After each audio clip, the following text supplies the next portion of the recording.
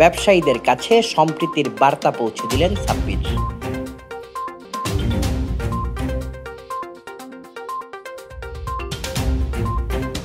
শুক্রবার রাঙামাটিতে অনাকাঙ্ক্ষিত ঘটনা পরবর্তী পাহাড়ি বাঙালিদের মধ্যে সাম্প্রদায়িক সম্প্রীতি বজায় রাখতে গণসংযোগ করেছেন কেন্দ্রীয় ছাত্রদলের সাবেক সহ সাংগঠনিক সম্পাদক ও রাঙামাটি জেলা ছাত্রদলের সভাপতি ফারুক আহমেদ সাব্বির।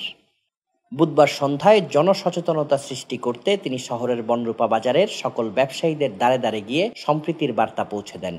এ সময় জেলা ছাত্রদলের সহ সভাপতি আমদাদুল হক মানিক, যুগ্ম সম্পাদক মোহাম্মদ ইসহাক ও শ্যামল ত্রিপুরা, সহ সাংগঠনিক সম্পাদক ইমরান, ধর্ম বিষয়ক সম্পাদক সুজয় চাকমা, জেলা যুব দলের সদস্য মোহাম্মদ হারুন, কলেজ ছাত্রদলের সদস্য সচিব অলি আহাদ, সদর থানা ছাত্রদলের সদস্য সচিব মাহমুদুল হাসান জুয়েল, জাতীয়তাবাদী হিন্দু ছাত্র ফোরামের সভাপতি রাজন রক্ষিত, কলেজ ছাত্রদলের যুগ্ম আহ্বায়ক শফিকুল ইসলাম শফিক, ফাইজুর রহমান, সদস্য গালিব হাসান সহ বিভিন্ন ইউনিটের নেতৃবৃন্দ উপস্থিত ছিলেন। Desk report, CST TV।